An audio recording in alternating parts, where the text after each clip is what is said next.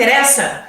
O que vocês vieram fazer aqui hoje junto comigo? Conversar sobre o folículo piloso, a fábrica de pelos? É isso mesmo. De nada adianta você querer aprender sobre protocolos de tratamento para isso ou para aquilo, laser, microagulhamento, argilas, óleos essenciais, vegetais, suplementos, tônicos, patati e patatá, se você não souber trabalhar com base em raciocínio clínico. O que é o tal do raciocínio clínico?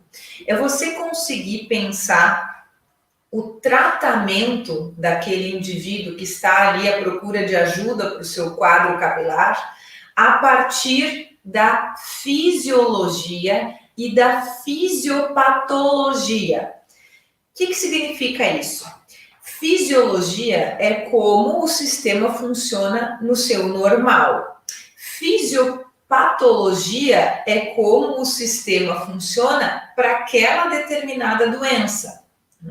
Então, quando nós temos uma alopecia androgenética, que é a doença que mais diminui a quantidade de cabelos, afina, com o passar dos anos as pessoas vão ficando com menos cabelos, a gente tem uma fisiopatologia conhecida. A gente sabe que a testosterona, que a 5-alfa-redutase, que o DHT, isso tudo leva um afinamento do cabelo, um encurtamento do ciclo de crescimento e patati patatá. Ou seja, não vou entrar no mérito aqui da fisiopatologia da alopecia androgenética.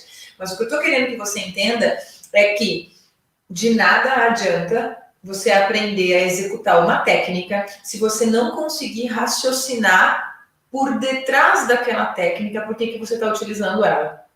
Tem que compreender como ela funciona, suas indicações, contraindicações, frequência de uso, dose, isso e aquilo, com certeza. Mas precisa entender o sistema capilar no seu estado de saúde, o sistema capilar no seu estado adoecido, para então conseguir fazer esse raciocínio clínico e entender por que está fazendo aquele tipo de terapia. Por que está usando no eflúvio telógeno um óleo essencial que seja vasodilatador, como o alecrim, por exemplo. Então, isso a gente só consegue quando a gente tem o beabá muito bem esclarecido, tá bom? Não adianta querer começar lá no final. O tratamento é o final. O tratamento, o que você vai fazer para conduzir determinada situação é o final. Até chegar nessa parte, a base tem que ser sólida. Se a base não for sólida, tu vai viver fazendo perguntas, pode ser para mim, pode ser para qualquer outro professor na área da terapia capilar, perguntas que, entre aspas, não tem muito cabimento, porque se tu tivesse entendido a base, tu chegaria naquela conclusão sozinho. Então, vamos falar de folículo piloso hoje. Olhem para essa imagem. Essa imagem é uma histologia de pele. É um corte histológico. Isso é uma pele de verdade, não é um desenho. No meio dessa imagem, vocês veem um folículo piloso atravessando toda a tela, toda a lâmina, tá? Então, o folículo piloso é essa estrutura linda que vocês estão vendo e ele faz parte da epiderme. Então, o folículo piloso, ele é um anexo cutâneo que faz parte da epiderme, assim como as nossas unhas são anexos cutâneos. Então, ele surge da epiderme lá quando a gente está sendo formado na barriga da mãe, ele surge como um elemento epidérmico. Para quem não lembra, epiderme é a camada mais externa da pele e abaixo dela nós temos a derme. São estruturas completamente diferentes e que interagem muito bem uma com a outra. Então, os folículos pilosos, falando em barriga da mãe, né? Uma pergunta que sempre surge, né? Quando é que sabemos quantos folículos pilosos teremos no couro cabeludo no nosso corpo? Essa definição é feita durante o período intragestacional, enquanto estamos sendo gerados, enquanto bebês lá na barriga da mãe, os nossos folículos pilosos são formados e a gente já sabe exatamente ao nascer quanto de pelo vai ter. Não é que a gente sabe, já está definido ao nascer quantos folículos pilosos teremos distribuídos no nosso corpo inteiro, inclusive no couro cabeludo. Sendo assim, Com o passar da vida, não é possível induzir a formação de novos folículos pilosos. É possível que esses folículos sofram algum tipo de dano, sejam destruídos, um corte, uma queimadura, uma lesão, uma doença, mas não é possível aumentar em uma unidade sequer o número de folículos pilosos do nosso corpo.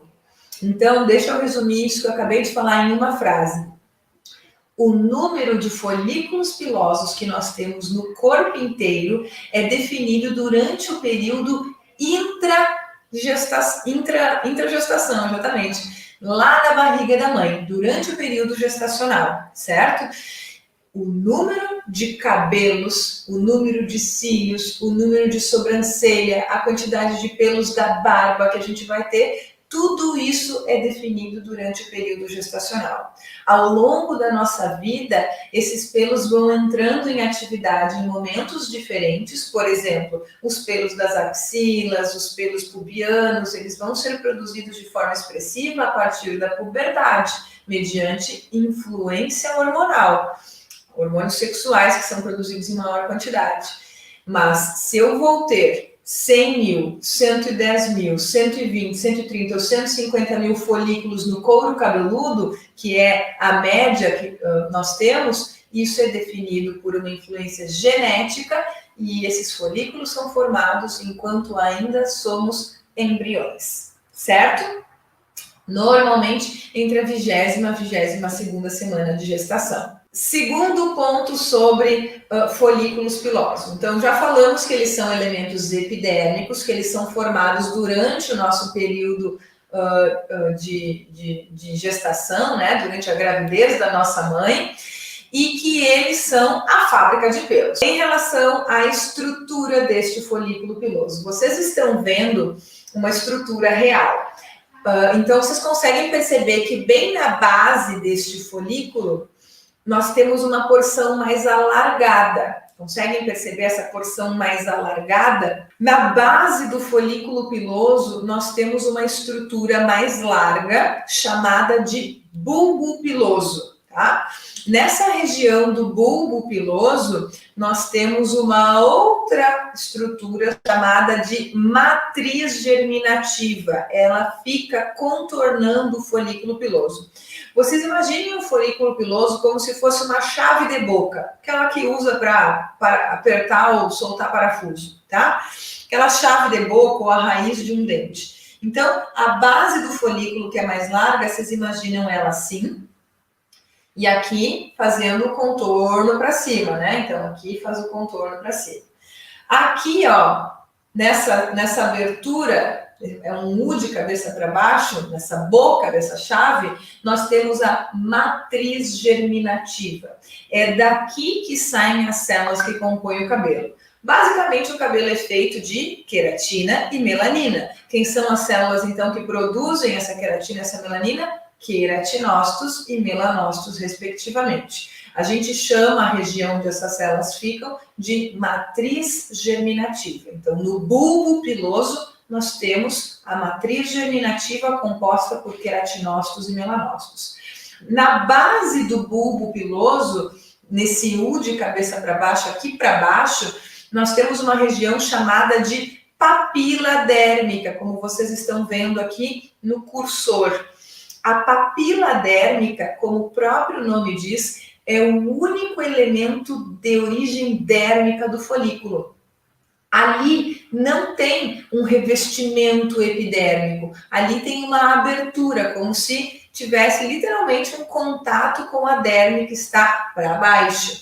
Então, a papila dérmica é onde chegam os vasos sanguíneos. A epiderme não tem vaso sanguíneo. Se dependesse da epiderme para nutrir as nossas células, os nossos folículos pilosos, a gente estava mal. Então, os capilares que trazem o sangue, o oxigênio, os nutrientes, as vitaminas, os minerais e tudo mais, chegam através da papila dérmica. Nesta região, nós temos um tipo de célula chamado fibroblasto, que é a célula predominante da derme. Então, recapitulando. Na porção mais profunda do folículo piloso, eu tenho uma estrutura mais larga, chamada bulbo piloso, onde encontra-se a matriz germinativa, composta por 2 tipos de células, queratinócitos, que dão origem à queratina, e melanócitos, que dão origem à melanina. Na base da matriz germinativa, nós temos uma reentrância, uma abertura na base desse folículo, chamada de papila dérmica. E é ali que estão os fibroblastos, células que produzem colágeno, elastina, glicosaminoglicanos, e é ali também onde chegam os capilares sanguíneos, trazendo tudo aquilo que é necessário para o metabolismo desse folículo piloso, certo? Muito bem, essa é a porção mais profunda do folículo piloso. Aí, gente, vou mostrar uma outra imagem para vocês. A gente tem o folículo piloso, então, como essa porção mais larga na região do bulbo, e acima do bulbo, antes da glândula sebácea, que é essa estrutura que vocês veem aqui, indicada pelo meu cursor, nós temos uma região chamada bulge. Precisamos tomar muito cuidado para não confundir bulbo com bulge. Bulbo é essa região mais profunda, mais larga, onde nós temos a matriz germinativa e a papila dérmica. Bulge, também chamado de protuberância, porque parece um calinho, né, na lateral do folículo piloso, é o reservatório de células-tronco do folículo. Neste reservatório, nós temos células capazes de se diferenciar em qualquer tipo celular. Qual é a importância disso, né? Para que essa célula-tronco está ali? Toda vez que um ciclo de crescimento de cabelo acaba, porque o cabelo não cresce indefinidamente, ele cresce de forma cíclica. Ele cresce, fica se desenvolvendo ao longo de anos, passa por uma fase de transição, chega na fase de repouso, cai. E aí um novo ciclo começa naquele folículo. Esse novo ciclo só irá começar se células-tronco que estão no bulge interagirem com a papila dérmica. Então, células-tronco do bulge se direcionam até a papila dérmica para dar start, virar a chavezinha e iniciar um novo ciclo de crescimento dos cabelos. Quando os pacientes têm alopecias cicatriciais, que são aquelas alopecias irreversíveis, onde os folículos são destruídos, muitas vezes não sabe nem a causa direito da destruição desses folículos, o que acontece com essas células-tronco do bulge? Elas são destruídas. Muitas vezes os médicos não conseguem identificar qual é a causa da doença, até identificam a doença, mas não conseguem explicar para o paciente por que aquela doença surgiu nele. Né? Como, por exemplo, uma alopecia fibrosante frontal. A pessoa pergunta, por que essa doença deu em mim? Né? O que aconteceu que essa doença apareceu?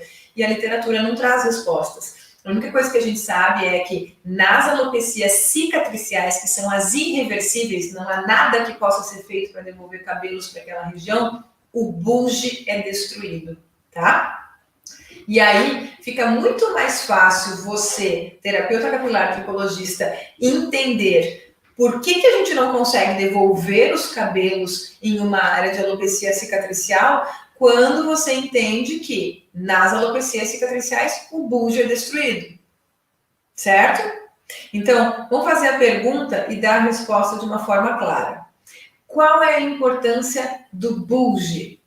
Bulge é o reservatório de células-tronco do folículo piloso. Para que novos ciclos de crescimento de cabelo aconteçam, para que uma nova fase anágena seja iniciada, células-tronco do bulge precisam interagir com a papila dérmica do folículo piloso e então um novo ciclo iniciará. Se isso não acontecer porque não há mais bulge, porque não há mais células-tronco nesta região, é impossível que um novo ciclo de crescimento aconteça. E este é o caso das alopecias cicatriciais. Poderia também fazer uma outra pergunta para dar uma resposta objetiva. Qual é a diferença entre bulge e bulbo? Bulge é o reservatório de células tronco do folículo piloso. Está um pouco abaixo da glândula sebácea, acima do bulbo. O bulbo é a porção mais profunda do folículo piloso. Nele estão as células que dão origem ao fio de cabelo, que são os queratinócitos e os melanócitos. Na base do bulbo, nós temos a papila dérmica, região onde chegam os capilares sanguíneos responsáveis pela nutrição desse folículo piloso. Acho que ficou claro, né? Bulbo e bulge são coisas diferentes, tá? Em relação à glândula sebácea, todo folículo piloso tem glândula sebácea. Vocês percebem que a glândula sebácea, ela parece assim uma bolsinha, né? A abertura da glândula sebácea desemboca no canal folicular. Então, um dos papéis das glândulas sebáceas são formar um filme lipídico nos fios de cabelo, uma lubrificação nesses fios de cabelo e, inclusive, formar aquele filme que se liga quimicamente à superfície das cutículas. Esse filme que dá a característica hidrofóbica dos cabelos virgens e naturais. O cabelo, naturalmente, não tem muita afinidade com água. Isso foi uma informação chocante quando eu compartilhei em vídeos e em postagens. As pessoas dizendo, como assim? Eu quero fazer hidratação no meu cabelo. E a prof está me dizendo que o cabelo não tem afinidade com água. O cabelo, naturalmente, tem água, mas a água está na sua parte interna. Do lado de fora, ele tem um filme lipídico formado, então, pelas glândulas sebáceas. Esse filme lipídico se liga quimicamente à superfície externa das cutículas, como se fosse um silicone, como se fosse, na verdade, um verniz aplicado sobre a telha, que coloca lá em cima da casa.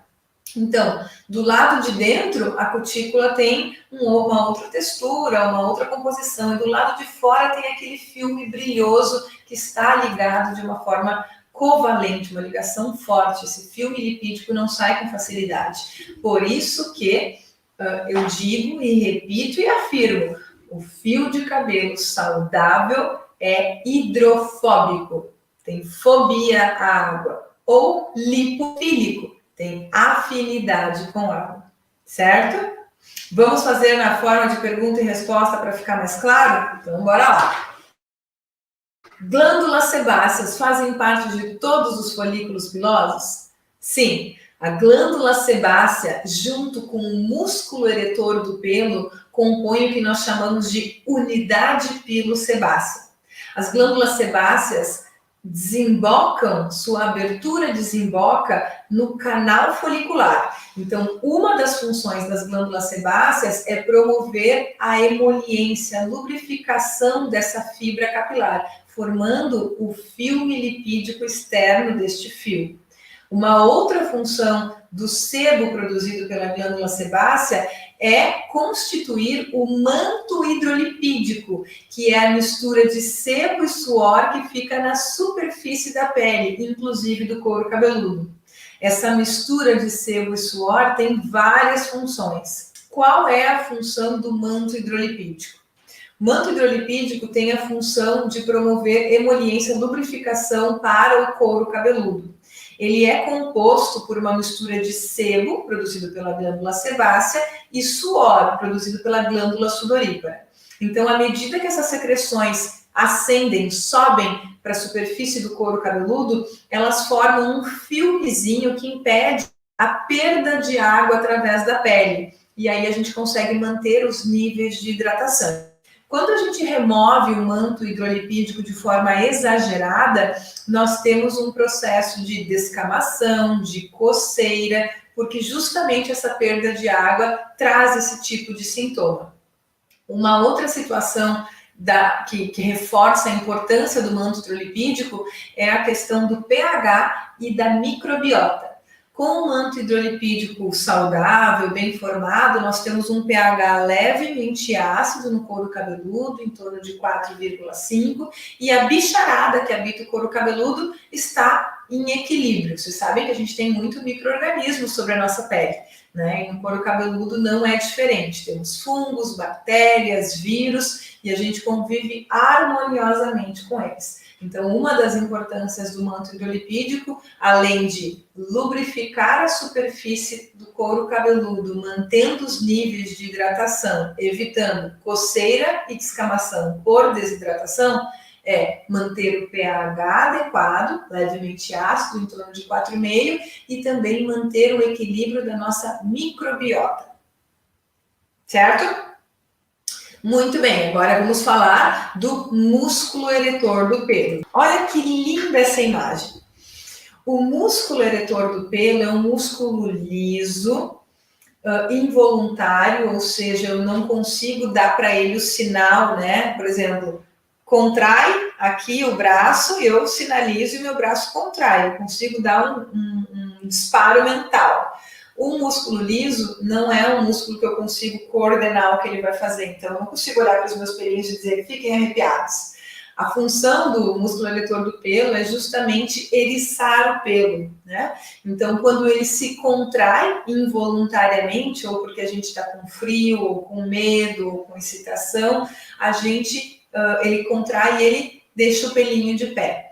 Obviamente que ele não consegue fazer isso com os nossos cabelos em função do peso, né? O cabelo acaba, especialmente quando longo, acaba adquirindo um peso que esse músculo não tem força, né, para manter eriçado. Mas os pelos corporais é muito comum, especialmente quando a gente está com frio. O músculo eretor do pelo, ele não tem um músculo para cada unidade folicular. Tem um músculo envolvendo vários folículos pilosos. Então, enquanto cada folículo tem sua glândula sebácea, nem todo o folículo vai ter o seu próprio músculo eretor do pelo.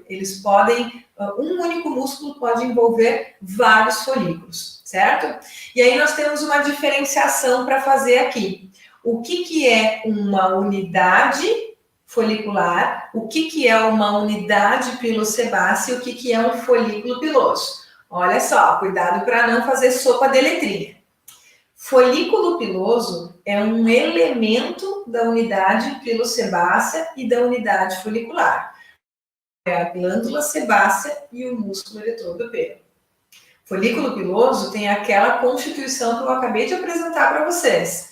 Tem o bulbo, a matriz germinativa, onde está queratinócito e melanócito, a papila dérmica, onde está fibroblasto e onde chegam os capilares sanguíneos. Isso é o folículo.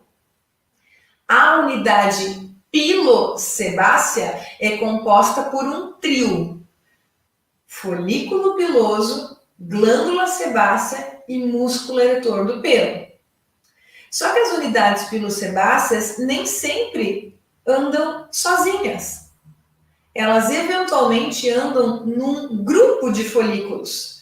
E aí a gente vai chamar esse grupo de folículos de unidade folicular. Eu posso ter unidades foliculares com apenas um folículo, com 2, com 3, com 4, com 5. O mais comum é de 1 até 3. Esse é o mais comum nos couros cabeludos. Então, olhando para essa imagem, por exemplo, nós temos uma unidade folicular com 4 folículos pilosos, sendo que esta uma unidade folicular compartilha o mesmo músculo eretor do pelo. Entenderam? Mas cada um desses folículos pilosos tem sua glândula sebácea. Então, essa é uma diferença que precisa ser feita e é muito interessante, assim, nessa linha de implantação do cabelo, que é a linha frontal, a gente chama de hairline, a gente tem unidades foliculares com 1, no máximo 2 fios. À medida que a gente vem aqui para trás, e mais ainda na região occipital, as unidades foliculares têm 2, 3, até 4 folículos por unidade folicular. E quando se faz transplante capilar, por exemplo, se o cirurgião botar aqui na frente, onde normalmente tem 1 ou 2 folículos por unidade folicular, se ele botar 3 ou 4, vai ficar com aspecto de transplante mal feito, parece cabelo de boneca. Então, eles têm que separar, na hora de fazer o transplante, as unidades foliculares conforme o número de folículos e colocar nessa região da frente aquelas que têm 1 ou 2, para ficar um aspecto mais natural. Certo? Compreendido? Agora, gente, eu quero mostrar para vocês aqui, ó, como que esse cabelo é formado. À medida que as células vão se dividindo, os melanócitos e os queratinócitos, melanócito é a célula que dá origem à melanina, o pigmento. Tem muito menos melanócito do que queratinócito. À medida que as células, que os queratinócitos vão se dividindo, eles vão subindo no folículo piloso, no canal do folículo piloso, eles vão perder o núcleo, vão deixar de ser uma célula viva, vão se preencher de queratina, ou seja, vai ficar uma célula, entre aspas, não é mais uma célula, é uma fibra, literalmente, se forma um emaranhado de queratina, né? Pigmentado com melanina. Então, essas células que estão ali embaixo na matriz, elas vão ó, se dividindo e subindo em direção ao couro cabeludo. E à medida que alcançam a superfície do couro cabeludo, a gente consegue enxergar esse fio de cabelo. Mas até ele passar toda a estrutura de epiderme e derme, vai algum tempo. Né, até ele conseguir despontar lá na superfície do couro cabeludo. O cabelo é feito basicamente de queratina, de melanina, de lipídios, de água e tem algum percentual de elementos traço, como metais, minerais, a depender da nossa alimentação, do uso de medicamentos e por aí vai. Mas assim, 85% do cabelo é queratina. Um percentual de cerca de 10 a 12% é água, 2% melanina, 3 a 4% lipídio. Mais ou menos por aí, talvez a conta passe um pouquinho de 100%, porque óbvio que de etnia para etnia, de tipo de cabelo para tipo de cabelo, esse percentual muda muito. Mas é daqui que vem o nosso cabelo. Então, literalmente, o folículo piloso é a fábrica de pelos. E agora, vocês já conhecem um pouquinho das estruturas que compõem o folículo. Certo, gente?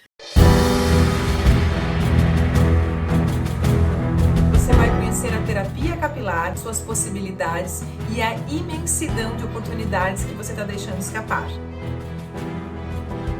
As maiores dificuldades e erros dos profissionais que já atuam com terapia capilar. Passo a passo de um atendimento, do agendamento ao resultado final. Ou tu aprende a fazer a coisa bem feita e entrega resultado, ou tu não te coloca no mercado. Vou te mostrar a jornada para se tornar uma terapeuta capilar, saindo do absoluto zero até os níveis mais avançados.